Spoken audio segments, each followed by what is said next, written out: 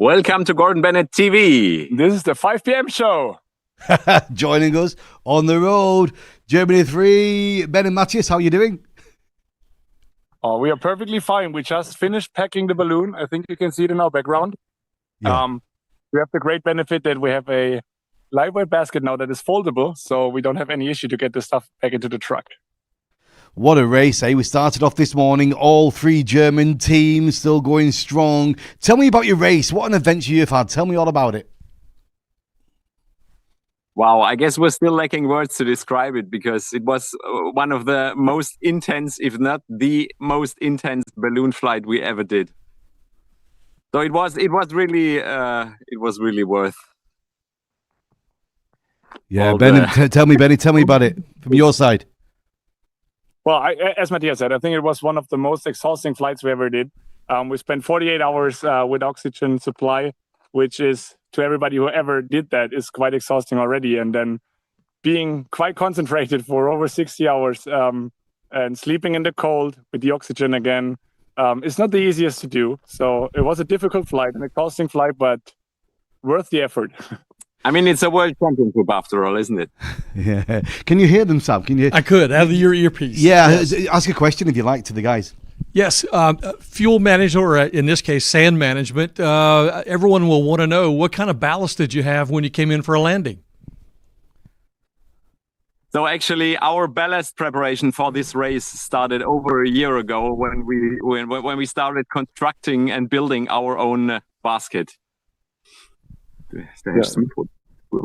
Yeah, and so when we took off for this race, I think we had more ballast than ever. And when we came in for landing, we were talking about 100 to 125 kilograms. But since we knew it will be quite a thermal landing, or we will have quite some thermal still, we will need a lot of this, and we did. Fantastic, guys. How close by was your crew when you landed? They were here. They were waiting on us on the street where we landed on. So they basically catch us. Have you had the golden sack yet? Has it the golden sandbag? Has that been used? Definitely. Cheers. Cheers. And how's Gerhard? Well, Gerhard is good, but I think he's even more tired because he did the whole flight without oxygen. So he's somewhere sleeping in the car already. He's ready for a long nap. Yeah, he is. Oh, and we are as well. We are as well, yeah. So what are you going to do tonight? We're probably going to go and head to Hungary, to Szeged, to meet up with Germany too. With Germany too. At least. Maybe some other teams who landed close by are going to join as well. And we're going to have a nice shower first, then a nice dinner, and spend the evening together telling all the stories about this amazing adventure. That sounds absolutely amazing. We look forward to seeing you back here, and thank you very much for opening the show, our great friends with Germany 3. Thank you. Have a good day. You. Well, what a race it has been so far. It's not over yet. There's still got action happening in the skies. Benoit, from your point of view as a director, how are you feeling right now? I'm feeling relieved because I think they'll all be landing and they will be very soon all safely on the ground. And it's been a very exciting race. I've got a lot of respect for all these guys who've been flying under oxygen for such a long time. And we know how tiring it is, how difficult it is.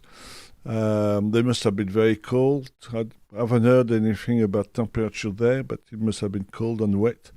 And I think we're coming to the climax. And as the event director, I'm very relieved to see them all on the ground very soon, all safe. Very good. And Sam, we're monitoring the situation. Our team here are checking the heights of Swiss One as we are live on air, and they can tell us and monitor the situation. I know when we went on air, they were still around 4,000 meters. I was just wondering what they are at now. We got a picture down from the team saying their landing field was in sight. I don't know. Do we have a picture of their landing field in sight? Can we show that for you? We're going to try and get that for you very, very shortly. But I wonder what height they're at now. We'll let you know as we go through the show. We spoke earlier to Spain after their landing, and let's see what they had to say.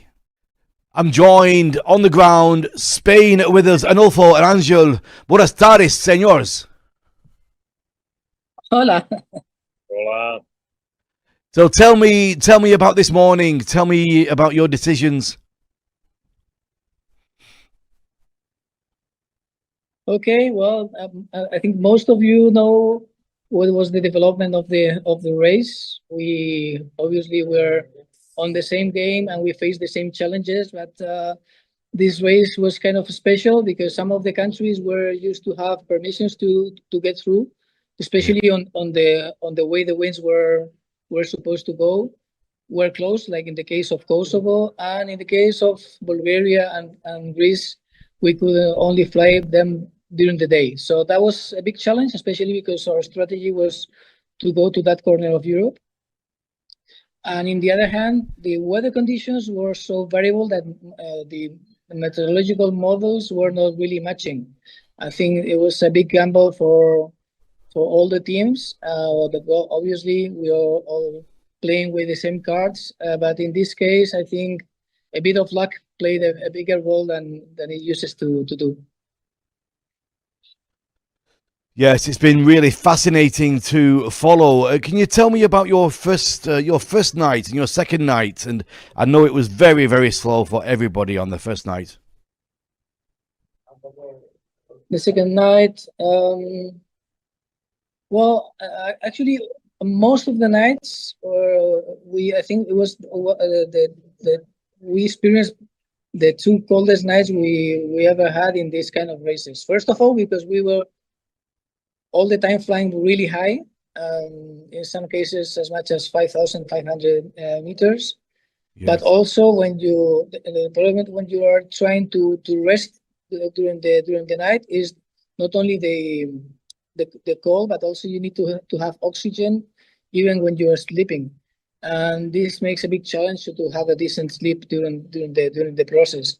So in a race that you're all the time making decisions, you are always busy with things, and with your mind is always busy with something. If you didn't have a proper rest, this is a big challenge, and this is what played in. I think most of the teams at the end of the race, you feel in the communications and when you hear everyone speaking on the radio with the ATC and the airports, that most of us were really tired, and that's a kind of a challenge for the resistance of your body and your mind. Absolutely, the fatigue really becomes a big part with the altitude and the cold. It's really a challenge for everybody, but what a result for you guys. 1,187.35 kilometers over 2 days and 11 hours and 2 minutes. It's a very respectable flight. Thank you. For the rest of the afternoon, I don't know how much you are watching, but thunderstorms are developing. It's going to be a very tense few hours. You mean today or the previous days? For today, for the pilots that are still flying now. Yes, I suppose. I don't know. We still didn't have time to check about the other ones because we just have packed our balloon.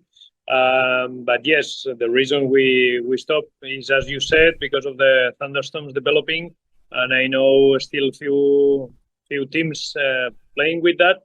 I wish the best for them. I know they know what they are doing, and that's it. As every time you land and you watch the other guys flying, in one part of us would like to be there, but in this case, especially as Anulfo said, this year was so challenging, and even for the Meteo teams, that we agree very easily with the Meteo team, with ourselves, to stop at this point, and it has been a great flight.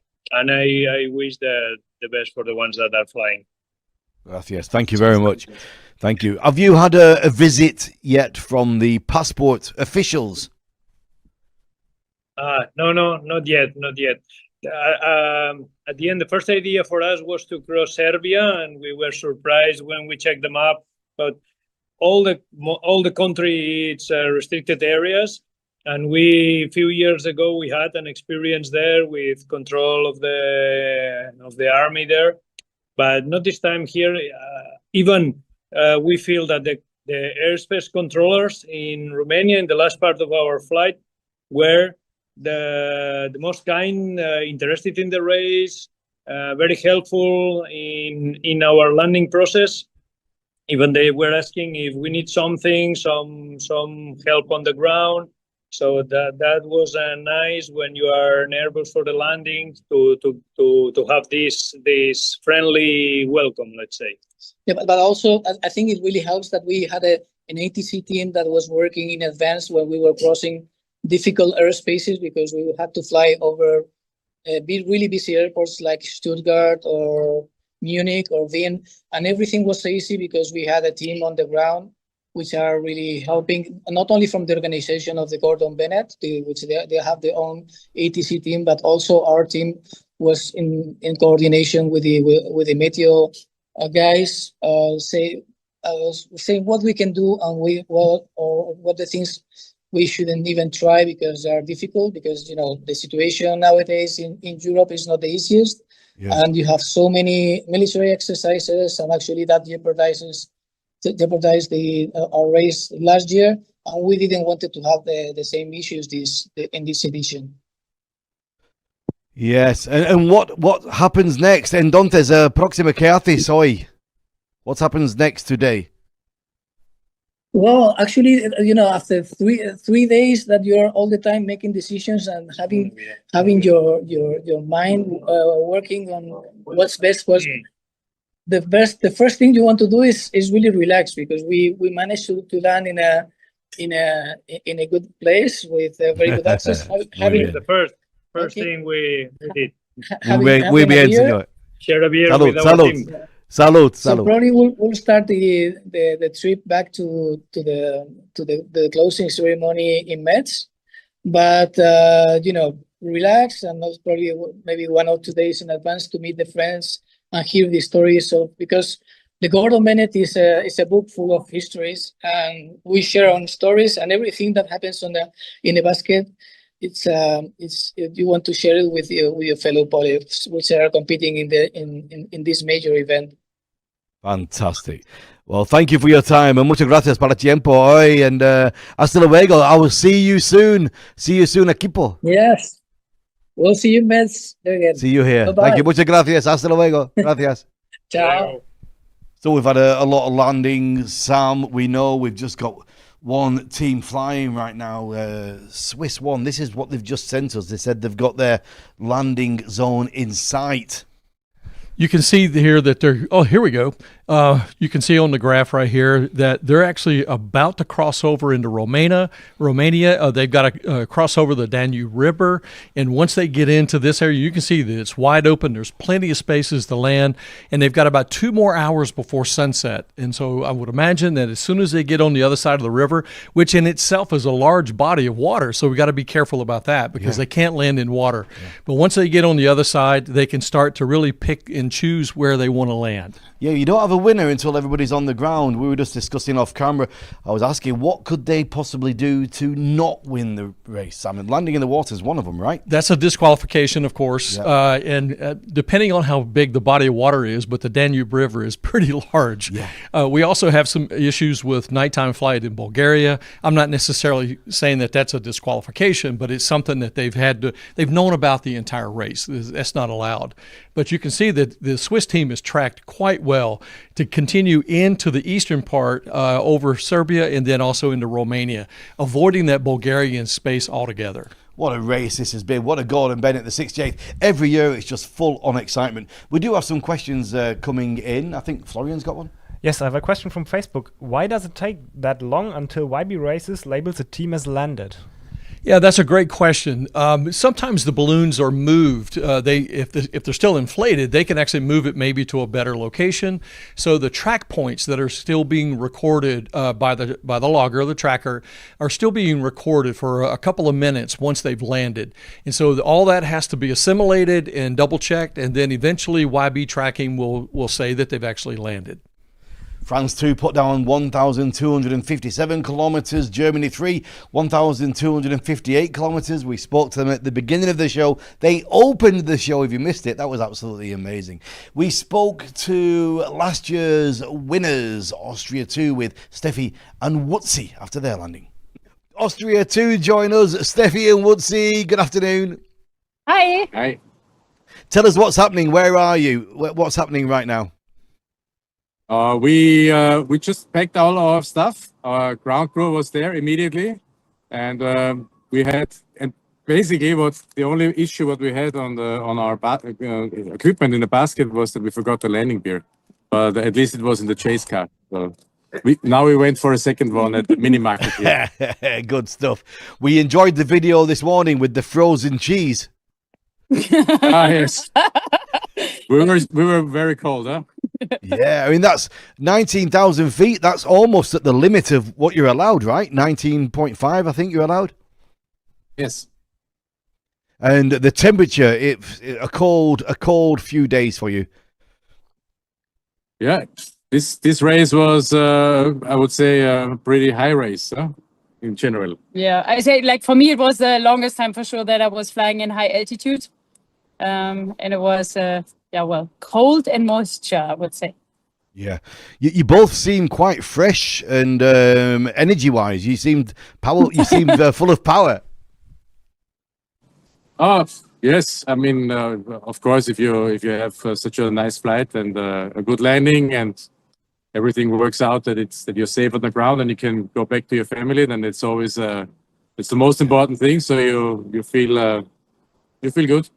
Yeah, absolutely. I loved something you posted a few weeks ago about there's the people that show themselves with the fancy cars and they're publicizing themselves, and then there's the ones that go out there and do the job, and you've gone out there and done the job.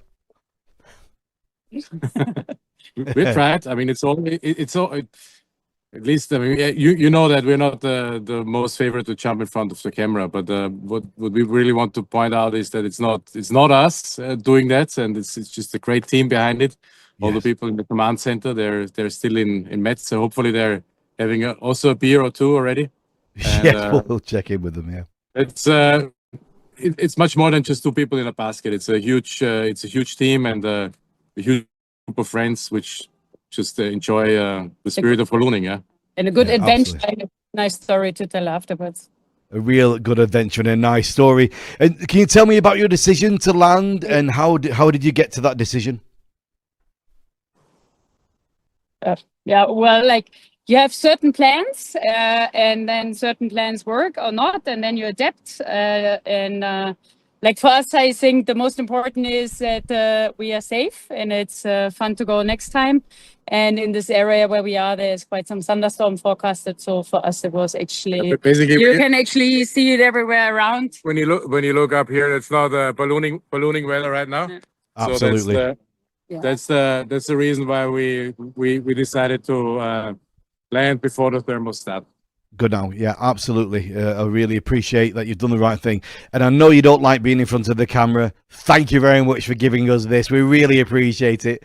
We'll let you get back to your refreshments and your journeys. But Steffi Wutzi at Austria 2, 1,211 kilometers, 0.68, 2 days, 10 hours, 31 minutes in flight. We thank you very much. Thank you. Bye-bye. Bye-bye. See you soon. Bye-bye. Bye-bye. See you, Regan. So Swiss Swan still up at 5,000 meters at the moment, Sam. We just looked at the trajectories again, and we're able to see how close they are to the Danube River. It'll only take them just a few more minutes because they're over 5,000, and they're really traveling over 20K an hour. So by the time that there you go, you can actually see their position on the map right now. So they're looking at that. They're seeing this large road that's just to the east of the river, and then beyond that is the farmland. So I think what you're going to see is as soon as they get past this large road, you'll see as you're watching the tracks at home, you'll see that elevation just starts to go down quickly. And they flare that balloon out with the remaining ballast and then find a nice place to land there in Romania. Stay with us. We're going nowhere. Right till the very end. We've got this game covered for you. We just spoke to Wutzi and Steffi. Let's speak to their command centre and see what they had to say.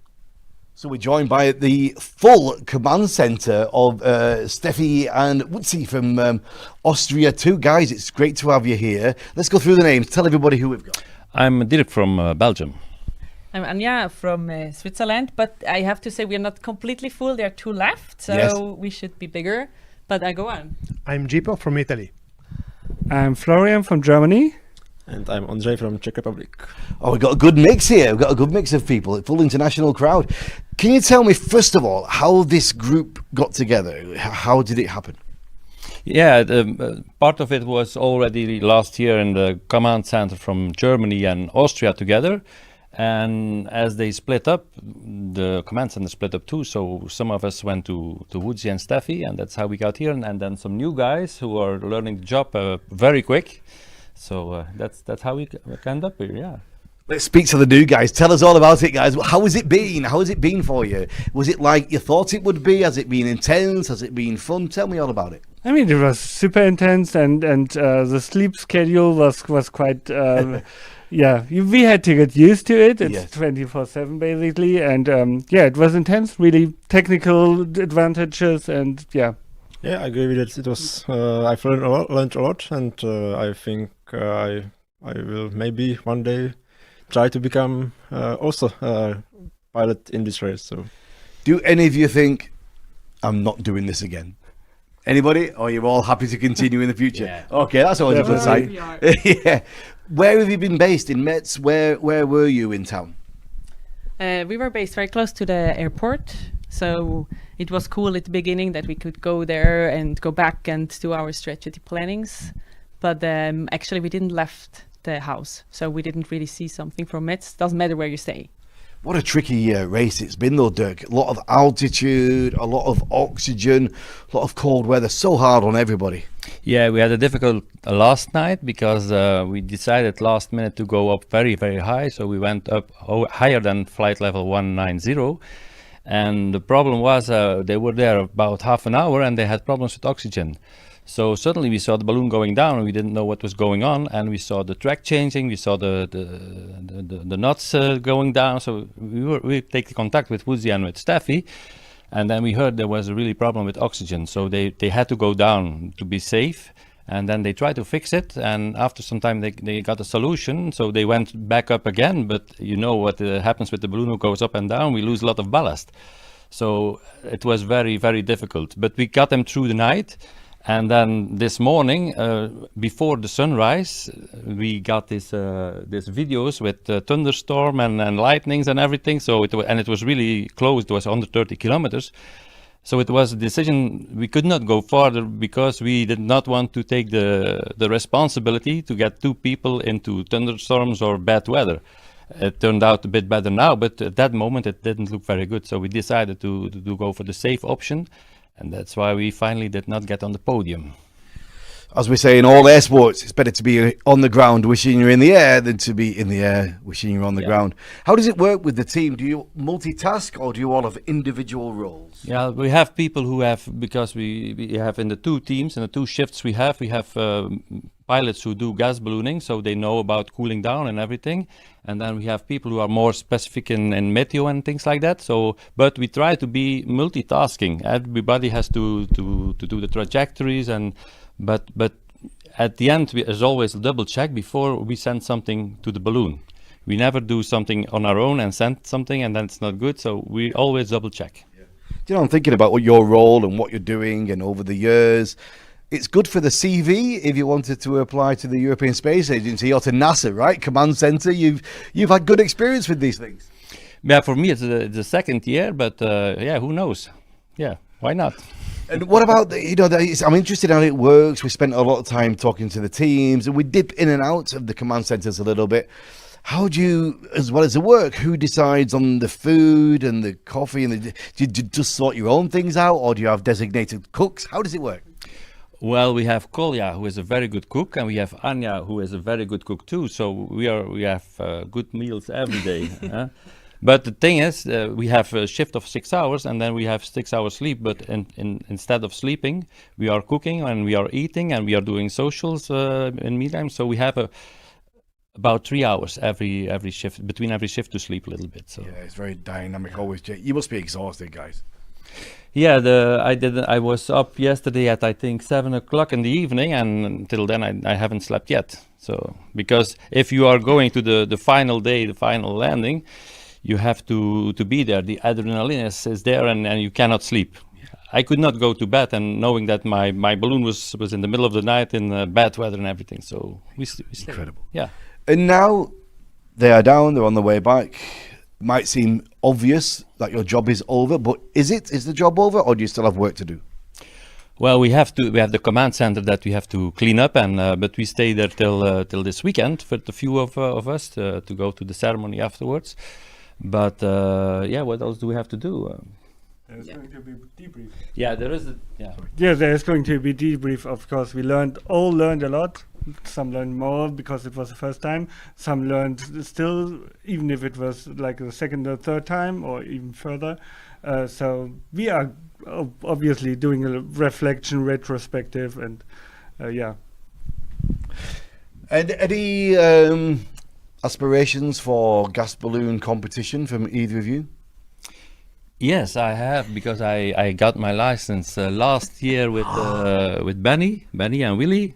And so last year in Germany, I was next to the stage where the balloons took off.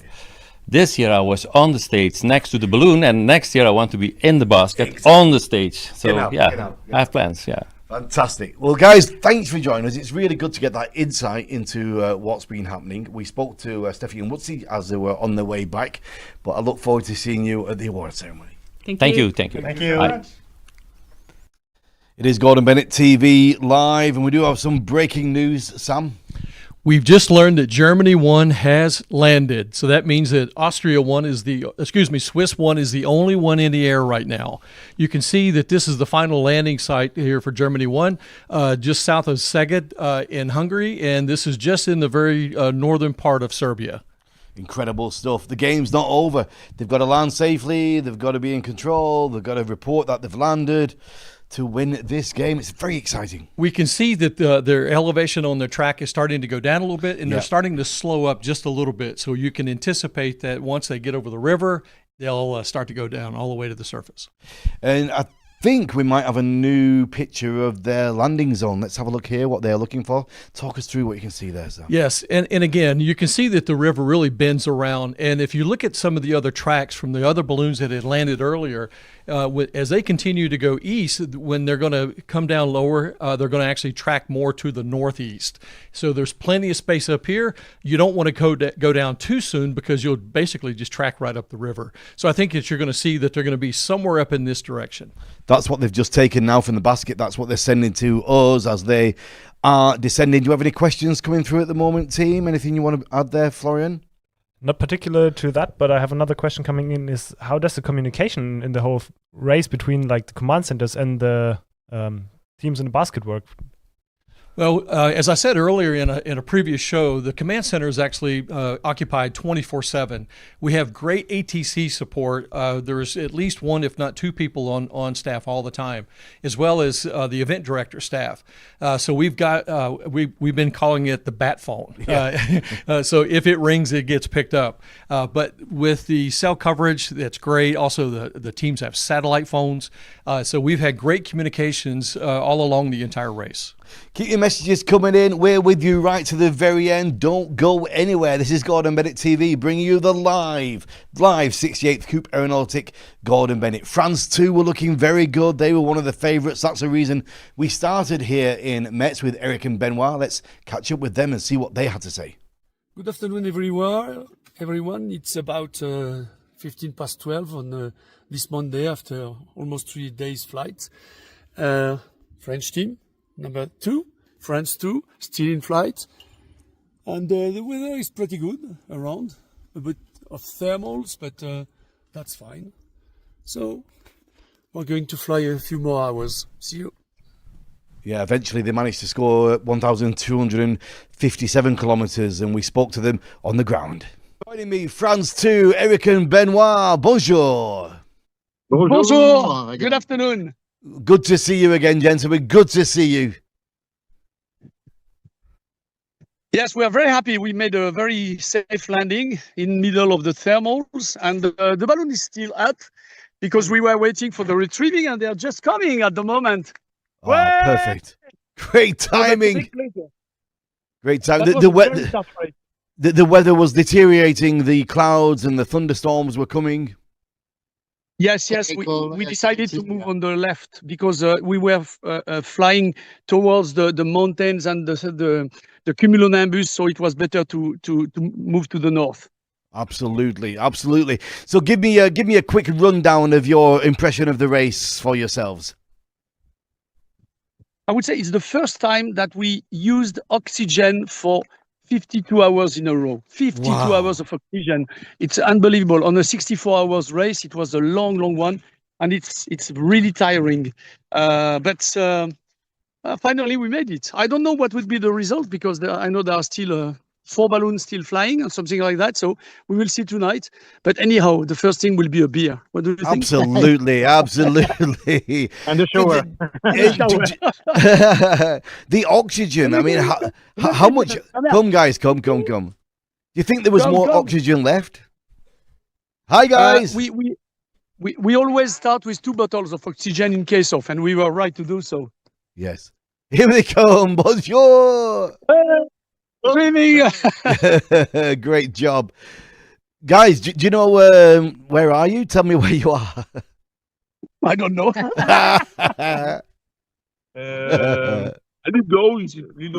Lugoj. Not very far from Lugoj. Northeast of Lugoj. In the middle of nowhere. We can show you. Absolutely. What an adventure. What an adventure. Yes. How was the landing, Eric? Tell me about the landing. As usual, Benoit is doing the landing, and he made a perfect landing in a large field. And what was funny, after 3 minutes, 3 guys came with an Audi, nice car, in the middle of the road, and they had a beer in their hand. We discussed, and they left with their beer. They left with the beer? The team is coming. No, the full team is here. Yeah. This is so cool. I bet you have some good GoPro footage for the after movie of your landing, right? Yes. We were sorry not to be able to send you because all the flight was very high altitude. There was almost no connection, so we did not use Starlink, so no connection. Absolutely wonderful. Well, it's great to see your smiley faces. It is a tricky afternoon with the thunderclouds around for many people. It's going to be an interesting couple of hours now to find those final podium places. Yes, you're right. But for you, I can tell you, we think it's 1,257 kilometers. That's not official. That's what we're reading on the YB races. So we shall see what the official result is. Okay, we'll see. We shall see indeed. I wish you the best afternoon. Show me the balloon. We show you the balloon. Yeah. Still inflated. We will deflate it with the full team now. We have plenty of time to do so. So relaxing time, daylight.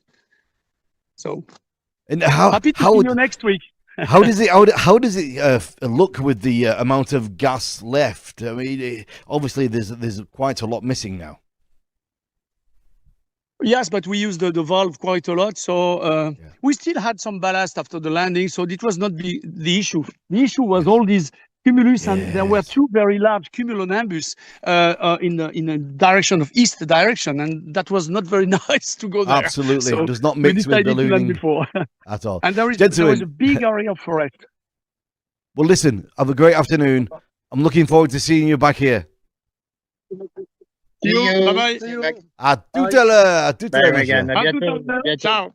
Bye-bye. Yeah, a lot of weather activity around, Sam. Really, you can see it in the background of the video that Benoit and Eric had. Just pointed out here on the screen. You can see Swiss, this is their line here. And they were fortunate in the sense that they started this line all the way up here last night. And they were able to stay in the southeasterly flow while the others were really going from west to east. And you can see all the radar echoes here on the screen. It's kind of an orange and green look. And this is the direction that you can see in the background that Eric was talking about. So what you could literally see in that video is something that you can pick up right here. And so it's obviously something that all the teams that were flying in that direction could see. And of course, err on the side of caution always. They decided it was time to go ahead and land.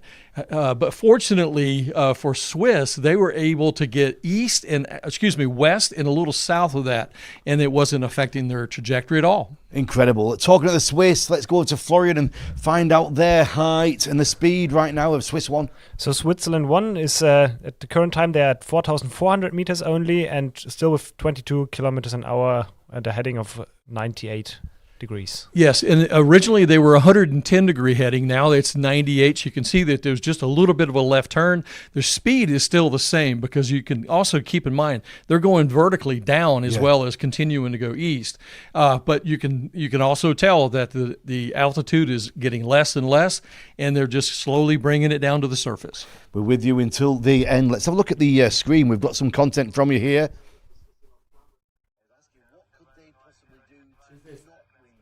This is a video that we just got from Switzerland 1, actually watching our show while they're approaching their landing.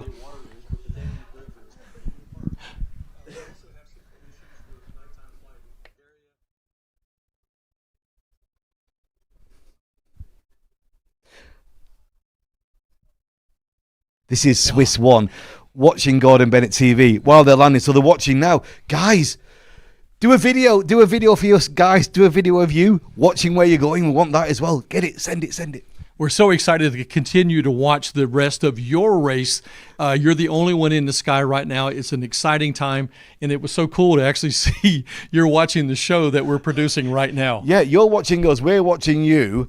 It's incredible. It's all like a self-facing loop, isn't it? Swiss 1 heading towards their victory. It's so exciting. We cannot believe how good this is. Florian, do you have something for me? Yes, I have a new question on YouTube coming in. They are asking where the next Gordon Bennett race will take place and how that is decided.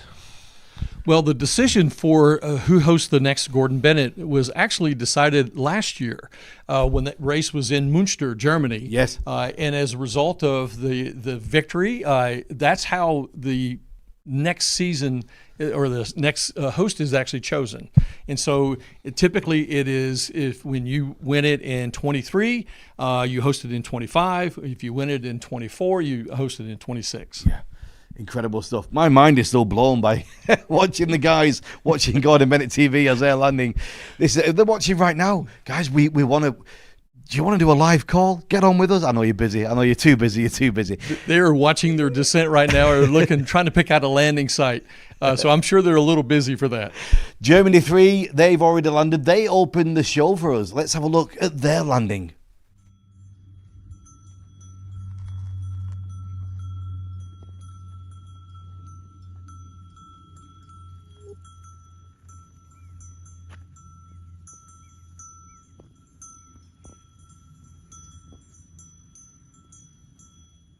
All right, we can see Germany 3 is currently landing.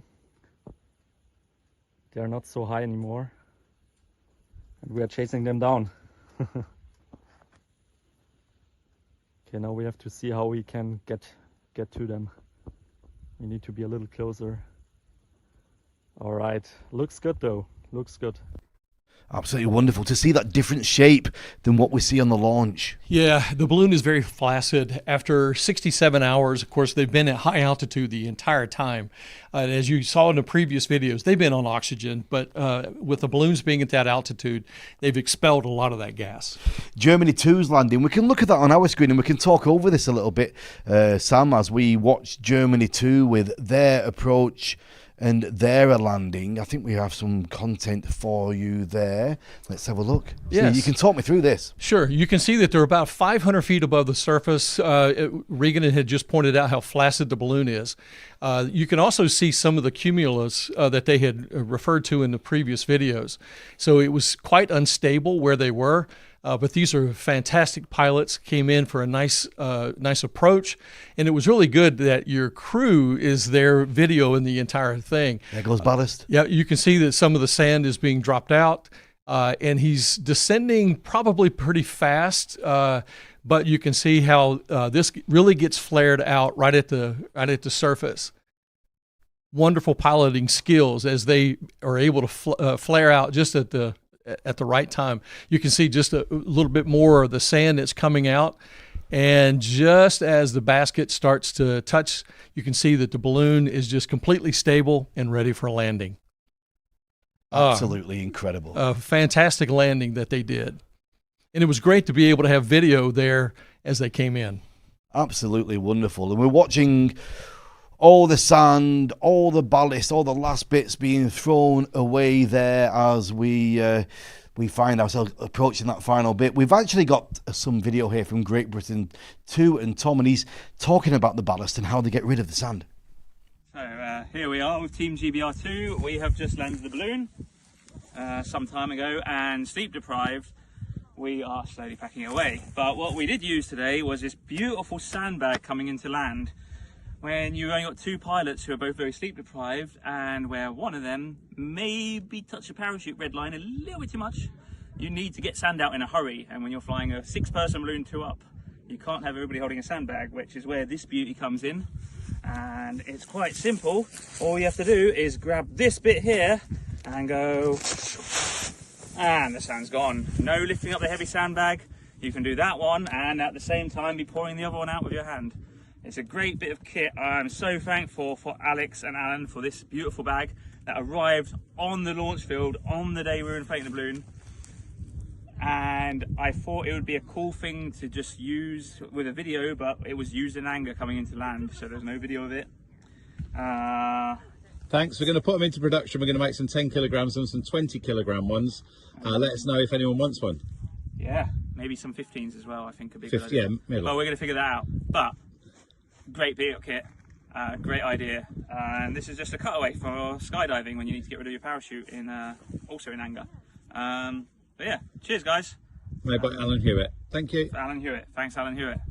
Cheers man. Bye. Yeah, that cutaway system they're using there on the bag, that's like we're using skydiving as well. And that bag was designed and put together by a parachute rigger called Alan Hewitt. And his claim to fame, he does all the rigging for Tom Cruise. That's pretty cool, and you can see really the tech that's built into that. You just pull the cord, and the sand is gone. You don't even have to worry about turning it upside down. I've been in that case before where the entire bag just went out. So let's check in with Swiss One and Florian. What's their current status? What's their height? So they have descended further. They are now at 4,100 meters, and speed and direction are still almost the same. Well, we've got some content from them from the basket. Let's check it out.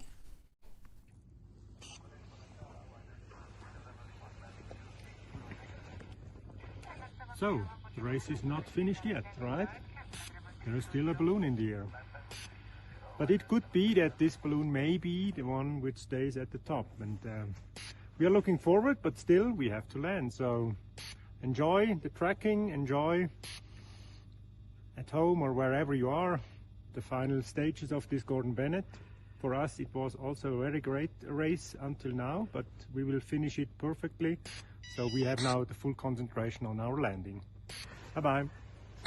And you can see here our rest of the ballast. We have here 1 bag, 2 bags, and some here in, and also a lot around which we can drop if it's needed. So, and a really good area for landing.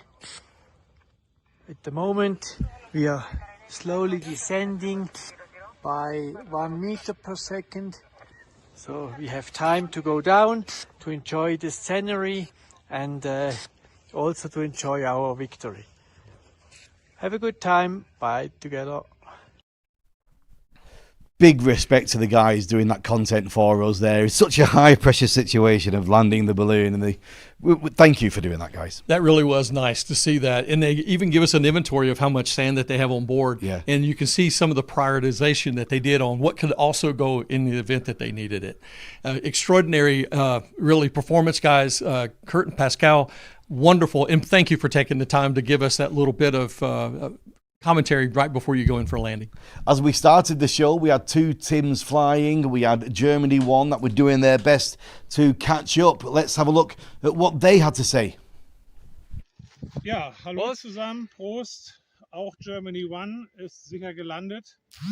Wir haben noch das Beste rausgeholt, glaube ich, weil, wie gesagt, wir haben ja alle gesehen, wir sind im Feld lange hinterhergefahren. Und deshalb sind wir mit dem 7. Platz sehr zufrieden. Ja, unsere erste Taktik, genau wie bei Schweiz 1, der letztlich jetzt gewonnen hat, war nach Norwegen, Schweden zu kommen. Das haben wir dann am ersten Morgen gemerkt, dass das nicht so ganz klappte. Wir waren nicht da, wo wir hätten sein wollen. Und von daher haben wir uns überlegt, gut, dann fahren wir doch noch dem Feld hinterher und haben wir, denke ich, noch ganz gut was rausgeholt. Ja. Danke allen für die Unterstützung und Prost nochmal. Tschüss. So getting down to the wire, let's check in with Florian. Update on their statistics of Swiss 1. Yeah, they have descended even further as we expected, 3,800 meters now. And they're actually speeding up now, 29 or 30 kilometers an hour, and with a heading of 70 degrees. All right, you can tell that left turn, or really from the east to the northeast, is already kicked in. They've descended roughly 2,000 feet. Keep in mind, folks, that these balloons have physics involved, so therefore they can't just drop like a rock. So there is a glide slope, if you will, on a balloon, and the pilots are under full control when they start to release that ballast and also the gas at the top. So they're making a controlled descent. You can see that we're already over the river, and they'll just continue to take out that all the way down to the surface and find a great place to land. The Eimers, Benny in Germany 2, he's been fighting strong. He wanted to be on the podium as well. We spoke to him after his landing with Nick. Let's see what they were saying. So listen, you were doing a lot of laughing, a lot of smiling during the days up there, those high altitudes. I think you need a little bit more oxygen.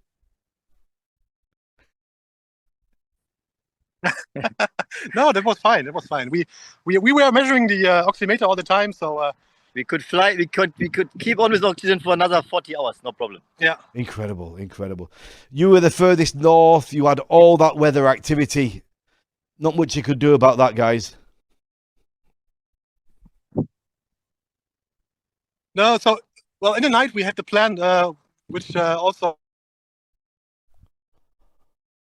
Benedict and friends were doing. So our plan was to go more south, but somehow we catch the wrong winds and went north. So and we had to land before the Carpaths. And how do you find the situation you are now? Where exactly are you? Where are we? Where are we? I don't know. we are 2 kilometers further than Austria. But we land right away. So after landing, about 30 minutes later, we had thunderstorms all around. So it was just the right time. Yeah. We decided to land, but we flew just under some cumulus clouds, and we know that was the right time. But we have our command center right on the desk and watching all the thunder lightning maps and the cloud maps, so they could track us very, very good through this area here. And so the decision was good, and it was also good not to continue for the next night. It wasn't possible with the Carpaths in the bad weather. So it is what it is. It is what it is. What was the hardest part of this race for you? What? Say again. What was the most difficult part, the hardest part of this race? The most difficult part. The most difficult part was when we understand that we cannot get into first position. Yeah, it was. So this morning. So then the frustration is quite there, but after about 10 minutes and some good food and some toilet for Nikki, it went good. And then you just keep on and try to get in good position. maybe on the podium, but that was not possible. But on the command center did a great job to get us in fourth position, and another, so Ben and Matze in second, I hope. But the race is not still on. Yeah, so yes, you never know. You need to wait a bit. So when we get not in fourth, we need to repeat the interview, please. Yeah, absolutely. We'll see how that goes. I mean, Germany won, are still up there. They're in that jet of air. Do they have enough daylight? I don't know if they have enough daylight to overtake the Swiss. No, you can end in the night. Probably not. Yeah, we roughly calculated. Probably they will not get them. But let's see. I mean, the race is over when everyone is on the ground. That's right. When the fat lady sings. Correct. But again, we have 3 German teams in the top 10. Absolutely brilliant. So great command center. Thank you very much to them. Yes. They did a great job, and even one of the biggest problems was that Nicky was one of our command center heads, and now he is the pilot. So yes. I was missing. So maybe we make a call out there who want to join the German command center for the next years. Please send us a message.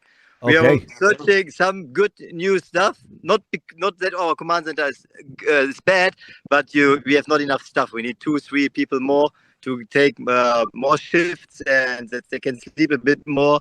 So So if anybody wants to join us, but not like last year, we had the command center together with the Austrian team, and after they get first with our command center, they separate from us. So that was not a nice move, I need to say. Well, they took stuff from us. So. But it's okay. It's okay. Well, it's a good opportunity for anybody watching who wants to get involved, to really do get in touch and try and get involved for next year with you guys. Yeah, just call us. Yeah. Call us. Yeah. Regan, maybe you. Maybe I can come and do it. Do I need to speak German? No, but you get so much training from Thomas Horrer through the interviews, and you know everything now, so you can join us. Genau. We pay you more than Gordon Bennett TV. Oh, really? Genau. Okay. Sounds like a deal. We'll see you back here, guys. We will bring the contract. You can sign it just away, no problem. I'll put the contract through Chat GPT first, just to check it. Good idea. Yeah. Thanks for your time. Thank you very much, guys. We'll see you soon. Look forward to it. Bye. Bye. I think it's the fans. Oh, we're back. Thomas Horrer joins us in the studio as well. What a race this has turned out to be, Thomas. Yeah, it's absolutely exciting, and as I said before, what a piloting skills. I mean, all these balloons going into Romania, and I have to really give a big shout out to Meteo Dani, who's the meteorologist of Switzerland. I mean, he probably foresaw that there is some disturbance in Romania and guided them a little bit more south. And that's probably part of the winning strategy, that they have a really good team in the background. And we were talking about the descent and the height. What we're currently at, Florian, with the team. Let's get an update on their height and speed. They're currently at 3,300 feet, and still descending speed is 22 kilometers an hour, and they're turning even further to the north, now 60 degrees. What do you think, Sam? Well, as we saw in a previous segment, we anticipated that left turn, and that's where we're seeing it. We were just talking before the shot went live about how slow and methodical they're coming down very slowly, because you saw that they didn't really have that much sand on board for expendable ballast. And so they just want to take this nice and easy and not too fast on the way down. Tomas? Yeah, it's the further you go down, especially in the afternoon, the warmer the air gets, and if the air around you is warmer, it carries less, and therefore you will accelerate with your descent. So you don't want to start a descent too quick, because the descent on the ground will be much quicker then. It's been quite the race, it really has. Well, shall we have a bit of a closer look at Swiss 1 and their story of this 68th Coupe Aéronautique Gordon Bennett? Just coming up to 68 hours ago, 67 hours, 56 minutes and 40 seconds, this happened. Ladies and gentlemen, as we take our second place silver medalist from last year into the sky, we bring you the national anthem of Switzerland.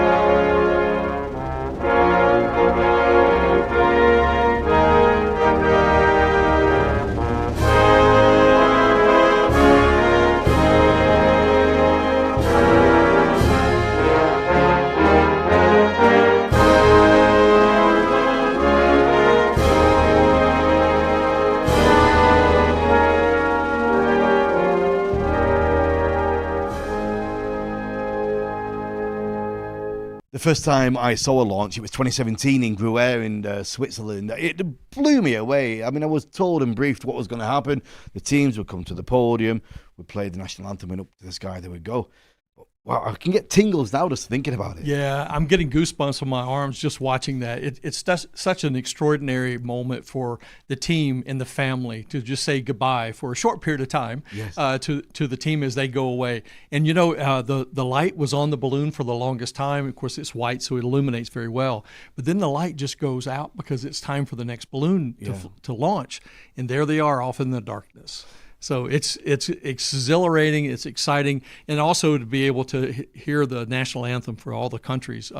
It really is a special moment for everyone who's there. I've done some quite exciting things during air sports over the last 30 years, but I must say, one of the most incredible mind-bending moments was in Albuquerque at the launch of that Gordon Bennett, and calling Mark Sullivan and Sherry White with the national anthem of the USA in front of 100,000 Americans as an Englishman.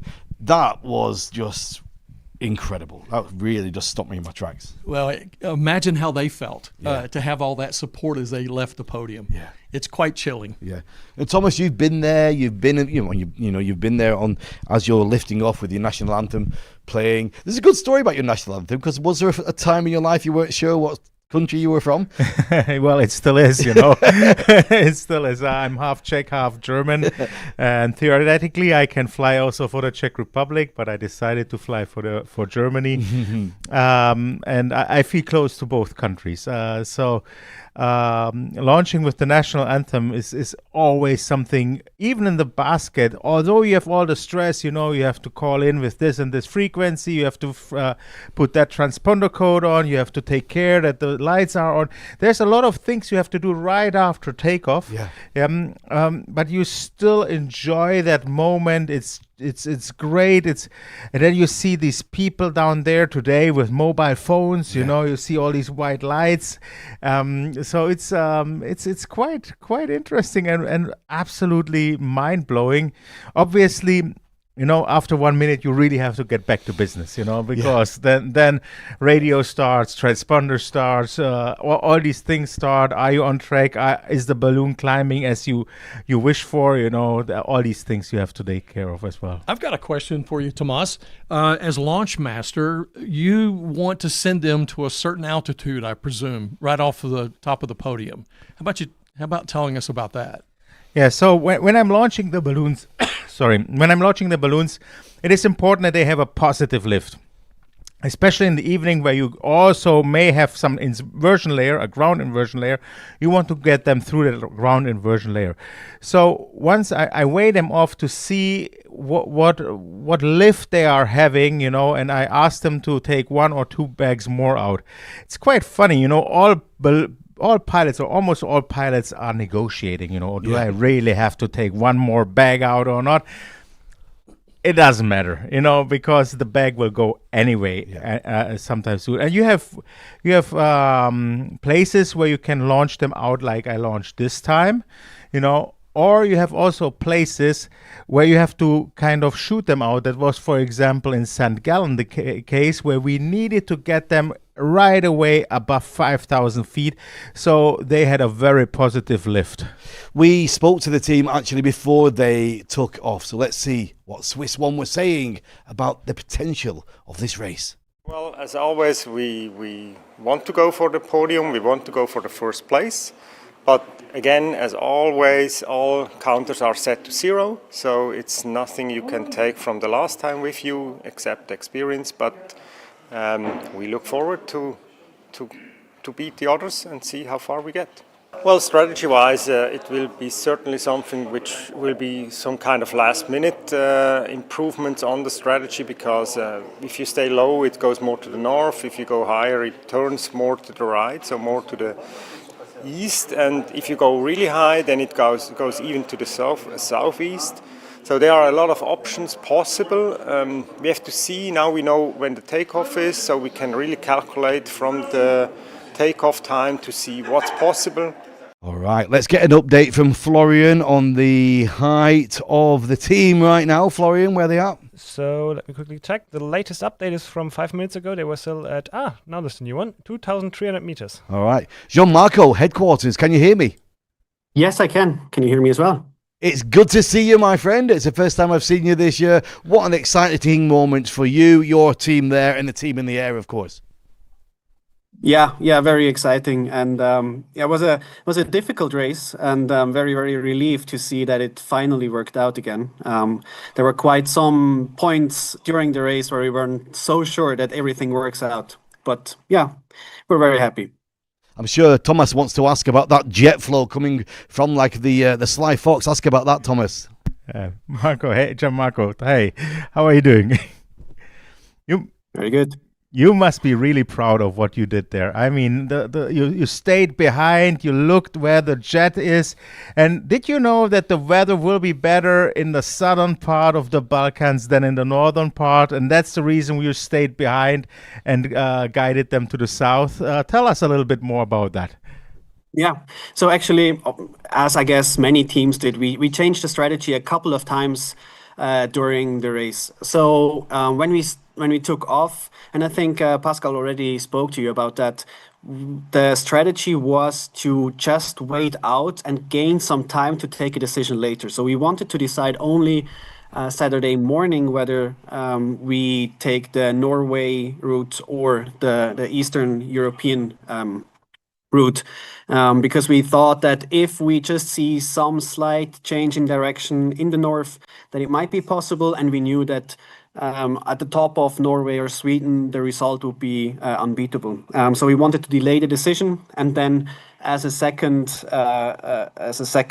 good or second chance in this was that we then would be following behind, which was also, of course, part of the strategy. And then, as I mentioned, and as you also spoke about in the streams many times, all the models were disagreeing. Some were turning left, some were turning right, and it was we weren't really clear all the time what's happening. Sometimes we weren't lucky. Now in the end, everything worked out fine. But the last 1.5, 2 days, we were actually working on finding a route where we could avoid weather, and we were very sure that the more eastern position would be bad due to developing weather. Sam, do you have a question for Jean-Marco? Yeah, Jean-Marco, hi, this is Sam Parks. Once you decided that it was best to go to the eastern part of Europe, did you already have a predetermined altitude that you wanted the team to fly, or did that actually change after, say, the first night or the first day after? Yeah, actually, that was one of the things that continuously changed. So the trajectories weren't agreeing, and actually many times we had to fly much higher than we intended or that we thought we had to, because the direction wasn't there as we hoped. Yeah, Jean-Marco, people are saying online, it's over, it's done. It's not quite over yet, is it, Jean-Marco? Yeah, it's not quite over yet. Of course, they have to land safely. Everything is looking very well. We're in a Zoom call live with them, or in a WhatsApp call. So we are basically in the basket and see what's happening. And that's always a really cool moment, following them live. Yeah, there you can see. Oh, this is good. This is good. We have on the top right, you can see the car. Top left is the balloon.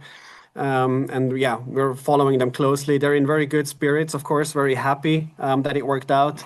Now descending slowly towards the landing area, and yeah, looking forward to a smooth landing. Incredible. Thomas? Yeah, Gianmarco, I just want to really say a huge congratulations to your entire team. You did it again. And that proves that you are one of the best up there, repeatedly being the top in the Gordon Bennett. You can be proud of what the whole team did. Yeah, thank you very much. It was, again, a lot of fun with the whole team here, the team on the ground with the pilots. The collaboration is very good and very trustworthy. And yeah, it's a lot of fun like this. And we will be sure back next year. Jean-Marco, at what point during this race did it click in that this was on the cards, that the win was there to be had? As I said before, it was like sometimes we thought it was there, and then it changed again, and then we thought, oh no, now we're too far behind. I think the last time we really thought it is possible was actually this morning, really, where we really realized it's working out. Yeah. Absolutely incredible. And who were you keeping a very close eye on? Which other teams did you feel were biting at your heels? So, I mean, all of the ones that were still flying today, I think we were nervous about. I mean, all the German teams, I mean, that's a great effort that all of them were still flying today. France too, of course, all of them. And now also the very last moments, still Germany 1, of course, following behind and thinking what might they be able to do or not. And let's do one more check on the height of the team. You've got that information there, Jean-Marco, I'm sure, of course. How are the team doing? What is their height at the moment? We need to check, actually. I bet Florian knows. Does We have Florian know? 1,700 meters. 1,700? I have one more question, Jean-Marco. It was just the second flight of this new Blaser balloon. You know, you have completely new equipment, you know, sponsored by Blaser. Was that also a role that you could get that far? I mean, with this very new, very light equipment?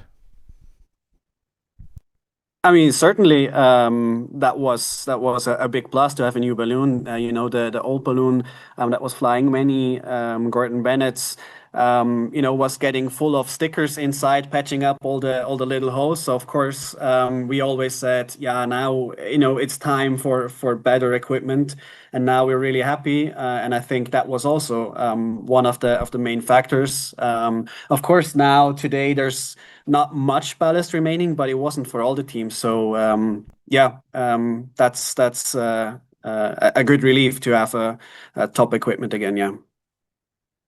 Absolutely incredible. Well, Jean-Marco, thank you for your time at this very interesting moment as your competition draws to a close. We thank you very much for giving us the time on Gordon Bennett TV to check in with the headquarters there. Thank you very much, and great show.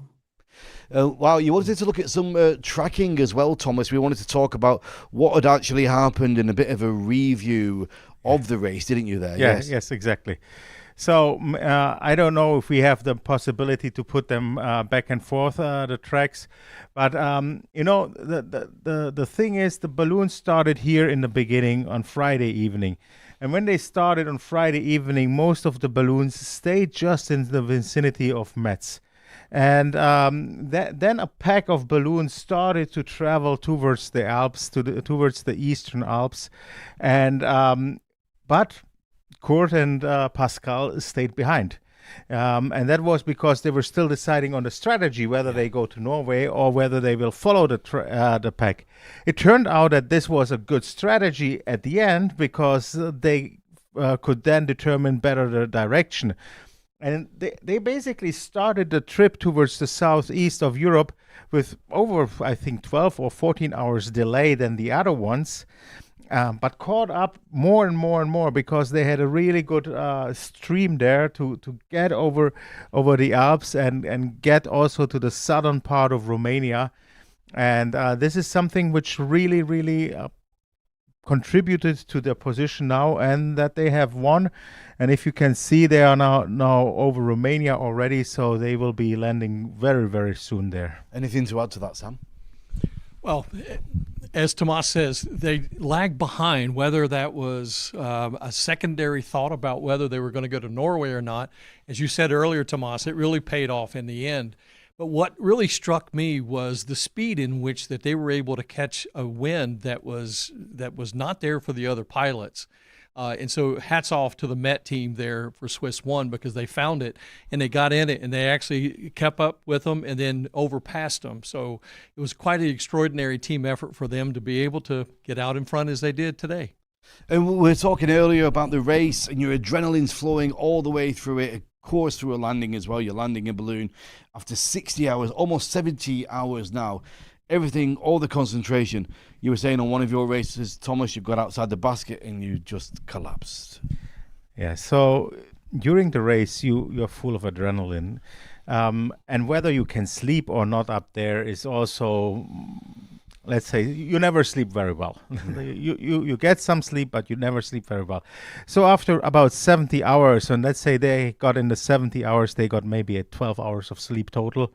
You are quite exhausted.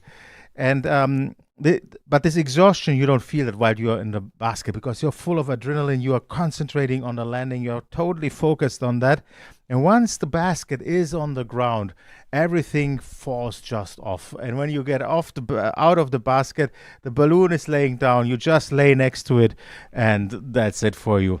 The last time that happened to me was in Finland after some 68 hours at the Gordon Bennett in 2008. It was beautiful flight, but obviously we were done. But Sam, you did also some gas flying and long distance flying. You had a similar experience there? I did. My longest flight was 62 hours, and we were up 3 nights and landed up in Canada. And we actually had to be rescued out from the tundra with a helicopter. But by the time that the helicopter got to us, we were exhausted and it was dark. And so by the time that the helicopter picked us up and we sat down and they strapped us in, put on the headgear, I was fast asleep. Even with all the shaking of the helicopter, I was completely drained.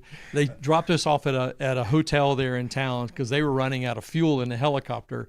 And I think I slept for probably 16 hours straight. So I totally understand the exhaustion. All you long for is a warm shower, actually. Yeah. And a cold beer. And well, me not, but most of the pilots do want to have a cold beer, yes. Let's find out where the team is as they continue their approach. Florian, what can you tell me? So the latest altitude from 3 minutes ago is 1,100 meters. They speed up a little bit again. They were slow before. They are at 11 kilometers an hour and turning back now to 290 degrees. 290. To the northwest. Yeah. Yeah, so they are now losing a couple of kilometers, but it won't hurt them. They are so far ahead of the rest. They can afford to fly back some 2 or 3 kilometers. But look at that happy faces. I mean, you cannot see any exhaustion at all with these guys. They are so happy. They are so full of endorphin, for the happiness to have again. Do you say clinched the race, Yeah, that's one thing you could say, to clinch the race out for the hands of the other people. Assured that the race is won, of course. They've still got to get down safely, but I have no doubt they'll do just fine. They actually sent a video to us from the basket earlier today as they were making their final decisions and final approaches. Let's check in and see what this team were saying. Hi together. So back again. Haven't seen a lot of us, but we had quite a challenging night. It went up and down. It was not very stable. We even had some icing. All the water was actually frozen, and we believe also on top of the balloon there was water which was frozen, because this morning when we opened the parachute for relieving gas, we also had some water on our rain roof. So we are happy going through that night that we are still so good in the race. Now what we have decided is to make speed, and with that we get some more distance.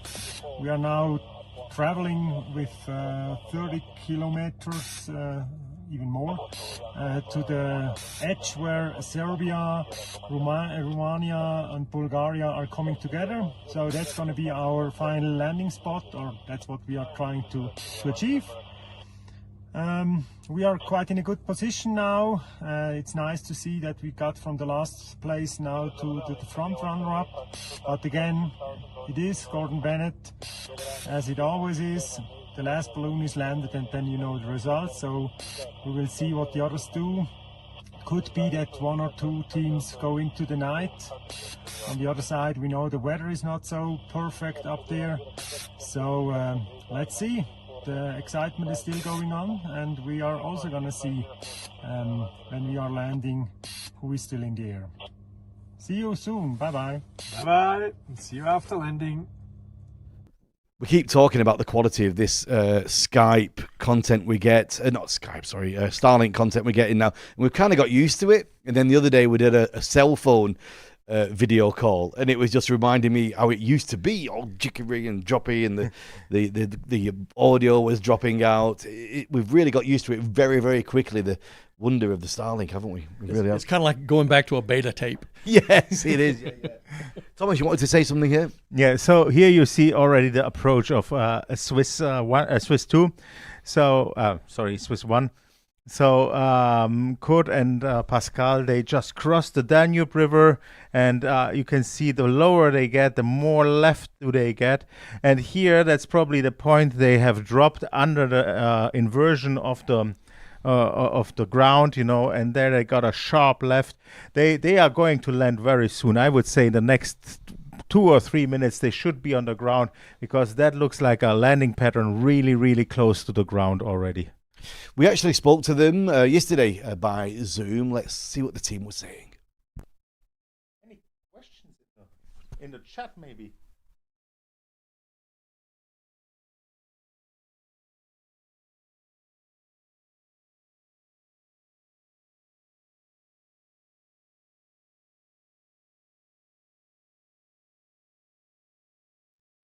Well, actually, we wanted to be in Sweden now, but that didn't really work out as planned, huh? Yeah. Well, we had actually both strategies going on, and we tried at the beginning to be in parallel so that we still can choose. And as soon as we saw that the Sweden-Norwegian challenge was a little bit too high for us also, we decided to go after the other strategy, and that's where we are now. So picking up from the back, and as a good strategy, always being coming from the back and see what the others do. And how is your situation? I know you don't give too much away during these interviews, but are you with supplies? Are you where you are? What can we ask? We're never going to get a straight answer, but how are you feeling? Are you feeling confident? Well, we are still in a good mood, I would say. We still have we still have good food. We have water. We are on a good sunny or almost sunny height. So yeah. You're a little bit unstable, so that's a little bit a problem. We have a strategy to follow the direction, but the winds are not so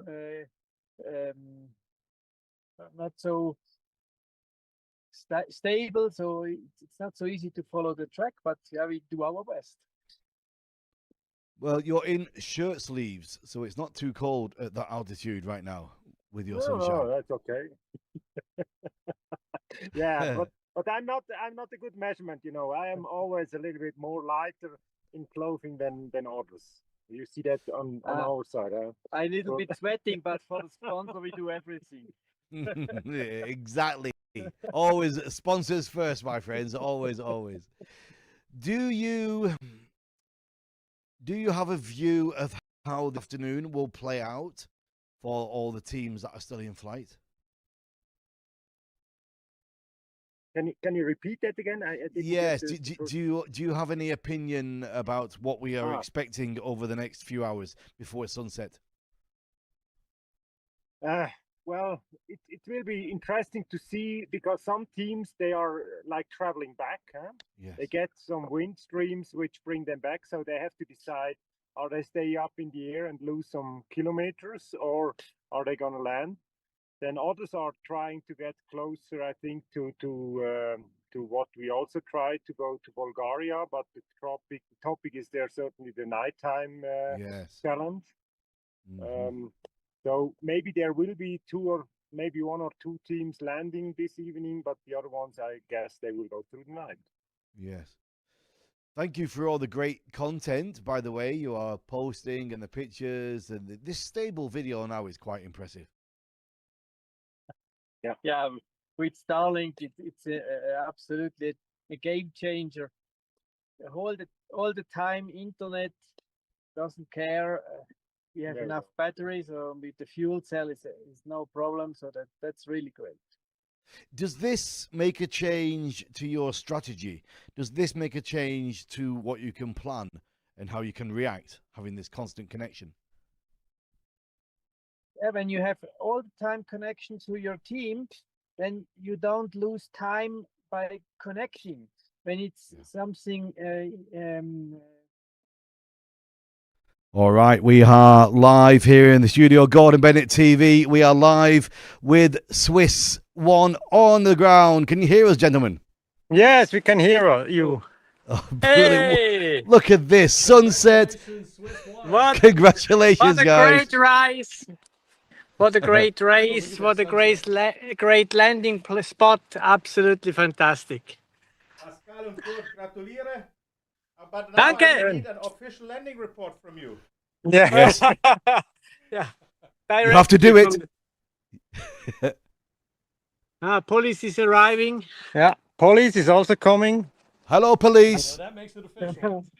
Yeah. Wow, there we go. You see, so the police have arrived. The team is on the ground. Oh, man, what a race. Absolutely amazing. Yeah. And this morning we were not sure if not one or two teams able to make another night. So it was not clear just before the Germans also were landed. Yeah, absolutely. A great feeling also when you are in the air. The last 2 hours, yes, we are the champions, and that is a really good feeling also for landing. And my wife said, hey, focus on landing now, huh? And you did. You got a wonderful spot there to land. Looks like the local police is there to greet you. How close is your crew to where you are? In the next few minutes, they should arrive. Hello. Hello. Hello. So, Romania, listening? Switzerland. Yep. Problem? No problem. No problem. World champion in gas ballooning now. Yeah. We are right now streaming that live. That's why. Understand the problem. No problem. Everything good. Everything okay. So you need our passport or so? No? What? You need our passport or? No? Okay. Well, the local police seem satisfied. Yeah. Yeah, they just wanted to come, but they were asking if we have a problem, but they are not, they're just making pictures. Local people are coming, so they have never seen probably a gas balloon here. Do you have a problem? We are champions of the world. We have no problem. And we have here a new pilot. Yeah. That's the Romanian welcome committee there. I think we better. Yes. So the locals are coming as well. Are they bringing any beer to you? Well, we have not checked yet. We have not seen any beer, but first we have to pack away the balloon. So somebody else is running towards you as well. After 2 months without alcohol, it's maybe better not to drink a beer now. Well, guys, it gives me great pleasure to say that the 68th Coupe Aéronautique Gordon Bennett gold medal, the champions, Swiss One. Yes, congratulations. Thank you very much, guys. Well, you people watching at home, that's it from us here in Metz. It's another year of the Gordon Bennett done as we get a great view of the balloon from all of us here at Gordon Bennett TV. Everybody outside in the command centre. It's been a wonderful, wonderful year. Hello. And we'll see you next year. Yes, hello, my friend. Who are you? What's your name? They're all and excited. thank you for your absolute amazing work in that center. All the communication you made, absolutely, for gas ballooning, the best we can have. Thank you so much. Thank you. Thank you. guys. Thank you for providing the content. It was great. And look at this wonderful sunset as well. Almost romantic. It really is. It feels a shame to even to leave, doesn't it? Mark, did you have something you wanted to add absolutely. The heart says go on, and the body says, oh, come on. I want to have rest. Guys, we're going to leave you. We'll let you carry on and enjoy your moment together. I'm sure you want to share this, but thank you very much. Congratulations to you Bye. both. Well, from all of us here at Gordon Bennett very TV, Thomas, Sam, me, let's have a look at the GoPro. Get the GoPro shot and have the guys all waving. We are Gordon Bennett TV, and we'll see you next year in Austria. Bye. Bye-bye.